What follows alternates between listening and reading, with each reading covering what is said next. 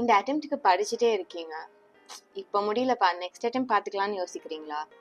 உங்களுக்கு ஏற்ற மாதிரி இன்ஸ்டிடியூட்டும் இப்போ 3 அட்டெம்ப்ட் கொண்டு வந்துட்டாங்க. எங்க அட்டெம்ப்ட் ஸ்கிப் பண்ணுறதுனால என்ன இருக்குது? ஒரு அட்டெம்ப்ட்க்கு நல்லா படிக்கல, அடுத்த அட்டெம்ப்ட் நல்லா படித்து எழுதுறேன்னு தானே யோசிக்கிறேன், இதில் என்ன தப்பு இருக்குது அப்படின்னு நீங்கள் கேட்கலாம். பட் நீங்கள் ஒரு விஷயம் புரிஞ்சுக்கணும். த நெக்ஸ்ட் அட்டெம்ப்ட் சைக்கிள்ங்கிறது ஒரு டிஸ்ட்ராக்ஷன். அது ஒரு வகையான ஹேபிட் ஆகிடும், அது ஒரு வகையான சைக்கிள் ஆகிடும். நீங்கள் ஒரு விஷயம் புரிஞ்சுக்கணும். CA is not a regular course, it is a professional course. உங்களால் எப்பயுமே 100% ரெடியாக ஆகவே முடியாது. சைக்கலாஜிக்கலி லேர்ன்ட் அவாய்டன்ஸ் அப்படின்னு ஒரு கான்செப்ட் இருக்குது. இப்போது நம்ம எக்ஸாமுக்கு படிச்சுட்டே இருப்போம், அப்போ தான் ரொம்ப ஆர்வமாக எக்ஸாம் முடிச்சுட்டு ஃப்ரெண்ட்ஸோட என்ன படத்துக்கு போகலான்னு தோணும், இல்லை இன்ஸ்டாகிராம் இன்னும் கொஞ்சம் நாளை நோண்டலான்னு தோணும், இல்லை வேற எதை பற்றியாவது யோசிப்போம், இல்லை எக்ஸாம் நல்லா போகலனா இது மாதிரி யோசிச்சுட்டே இருப்போம். இந்த அவாய்டன்ஸே ஒரு ட்ராப். உங்கள் பிரெயின் ஒரு விஷயத்தை டேஞ்சர்னு சென்ஸ் பண்ணால் அதை அவாய்ட் பண்ணுறதுக்கு என்னெல்லாம் பண்ணும் அப்படின்னு பார்க்கும். அதனால தான் இந்த அட்டெம்ப்டையும் அடுத்த அட்டெம்ப்டாக எழுதிக்கலாமா அப்படின்னு நீங்களும் யோசிக்கிறீங்க. ஓகே, இதை சரி பண்ணுறதுக்கு என்ன பண்ணுறது, எப்படி இல்லை திஸ் இஸ் மை லாஸ்ட் அட்டெம்ப்ட்ங்கிற மைண்ட் செட் வருது அப்படின்னு பார்க்கலாம். First step would be the 80% rule.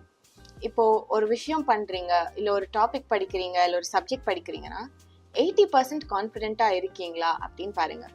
CA is a professional course. 100% கான்ஃபிடென்ட்டாக யாராலையும் இருக்க முடியாது. ஏன், நீங்கள் வேணால் உங்கள் ஃப்ரெண்ட்ஸ்கிட்ட கேளுங்களேன், நீ எக்ஸாமுக்கு எல்லாமே படிச்சுட்டு போய் எழுதியானு. இல்லையா, ஓரளவுக்கு பார்த்தேன் பட் ஆனால் ஆயிடுச்சு அப்படின்னு தான் சொல்லுவாங்க. So ensure you or at least 80% ready in every thing. Second thing, reframe the attempt. யோசிக்காதீங்க தட் எனக்கு அடுத்த அட்டெம்ப்ட் ஒரு சான்ஸ் இருக்குது அப்படின்னு. This is my last attempt அப்படின்னு உங்களோட மைண்டில் இருக்கிற தாட்ஸை ரீஃப்ரேம் பண்ணிக்கோங்க. நெக்ஸ்ட், உங்களோட அட்டெம்ப்டை ரிசல்ட்ஸோட லிங்க் பண்ணாதீங்க. ஐயோ ஃபெயில் ஆகிடுவேன் அப்படின்னு பார்க்காதீங்க. இன்னைக்கு இந்த டேல எவ்வளோ பெஸ்ட்டாக நான் ப்ராக்ரெஸ் பண்ணியிருக்கேன் அப்படின்னு மாத்திரம் பாருங்கள். 3, right no matter what contract.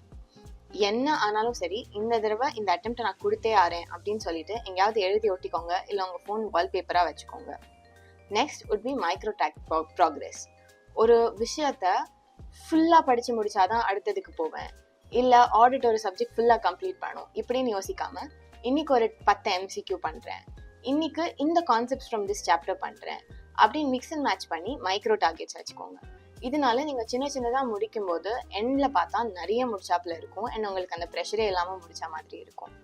Last, practice visualisation. காலையில் எந்திரிச்ச உடனே யோசிச்சு பாருங்கள், எக்ஸாம் டே அன்னைக்கு எப்படி இருக்க போகிறீங்க அப்படின்னு.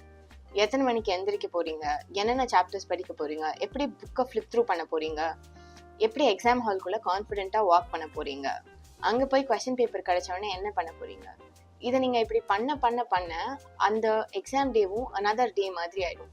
நீங்கள் மென்டலி அந்த டேவை அவ்வளோ தடவை ரிஹர்ஸ் பண்ணி பார்த்துருப்பீங்க தட் உங்களுக்கு அன்னைக்கு ரொம்ப ஜிட்ரியாவோ இல்லை ரொம்ப டென்ஷனாகவோ இருக்காது. அண்ட் இதை தாண்டியும் உங்களுக்கு ஏதாவது பிரச்சனை இருந்தால் comment mentoring in the comments and we'll help you with a one-on-one session on where you're lacking and உங்களுக்கு என்ன மாதிரி ஹெல்ப் தேவைப்படுது அப்படின்னு. Finally, this is your attempt. Make this your last attempt with focus. This is Srividya signing off. Like, share and subscribe. Thank you.